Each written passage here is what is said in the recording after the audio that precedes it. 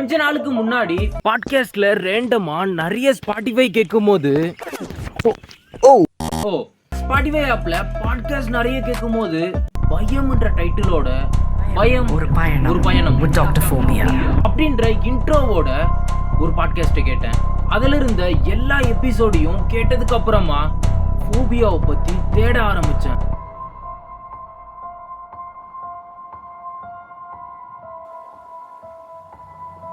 Animal கிட்ட இருந்தோ இல்ல எதனா ஒரு ஆபத்துனா நம்மள காப்பாத்துற இந்த பயம் எப்படி நம்மளையே கொள்ளுதுன்றத தெரிஞ்சுக்க ஆரம்பிச்சேன். நான் தெரிஞ்சுக்கிட்டத உங்களுக்கும் சொல்லணும்னு நினைச்சேன். சோ பயம் ஒரு பயணம். இந்த உலகத்துல வாழ்ற மனுஷன் மட்டும் இல்ல, இருக்கிற எல்லா உயிரினத்துக்குமே சாப்பிட சாப்பாடு, குடிக்க தண்ணின்னு இதெல்லாம் எந்த அளவுக்கு முக்கியமோ அதே அளவுக்கு பயமும் முக்கியம். காரணம், பயம் இல்லாத எந்த ஒரு உயிரினத்தாலையும் இந்த உலகத்துல சர்வைவல் பண்ணவே முடியாது. எலி உயிரோட இருக்கணும்னா பூனைய பார்த்து பயந்துதான் ஆகணும். மான் வேட்டையாட படக்கூடாதுன்னா சிங்கத்தை பார்த்து பயந்து ஓடிதான் ஆகணும். கொற்ற தேளு, கொத்துற பாம்பு, கடிக்கிற முதல்ல முழுங்குற அனகொண்டான்னு இதெல்லாம் பார்த்து மனுஷன் பயப்படலன்னா மனுஷனால உயிரோட இருக்கவே முடியாது.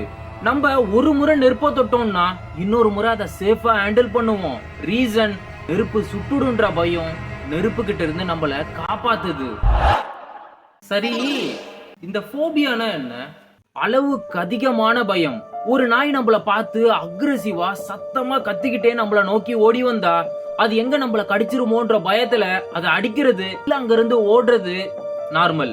ஆனா இந்த சைனோபோபியா இருக்கிறவங்க, நாயை பார்த்து பயப்படுறவங்களுக்கு சைனோபோபியான்னு பேரு. இந்த போபியா இருக்கிறவங்க குட்டி நாயை பார்த்தாலோ இல்ல நார்மலான ஒரு நாயை பார்த்தா கூட அது எங்க நம்மள கடிச்சு கொன்னுடுமோன்ற பயம் அளவுக்கு அதிகமா இருக்கும். இந்த போபியா இருக்கிறவங்க நாயை பார்த்தா மட்டும் இல்ல, நாயை பத்தி நினைச்சாலே பயப்பட ஆரம்பிச்சிருவாங்க.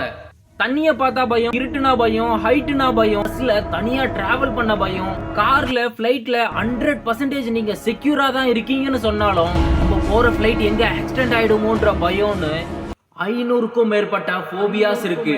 இதுக்கு முக்கியமான காரணம் சப்கான்சியஸ் மைண்ட். நம்மளோட பாஸ்ட்ல கடந்த காலத்துல நடந்த மோசமான நிகழ்வுகளும் நம்ம பயங்கரமா பயந்த அனுபவங்களும் நம்மளோட சப்கான்சியஸ் மைண்ட்ல ஸ்டோர் ஆகிடும்.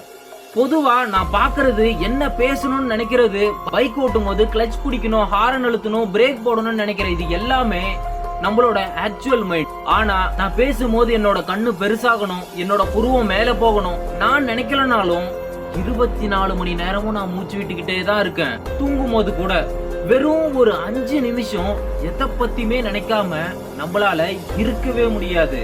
ரீசன், நம்மளால கண்ட்ரோல் பண்ண முடியாத ஒரு விஷயம் தான் இந்த சப்கான்சியஸ் மைண்ட். இன்னும் புரியுற மாதிரி சொல்லணும்னா, யாருமே இல்லாம தனியா இருந்தாலும் நம்ம ஏன் இருட்ட பார்த்து பயப்படுறோம்?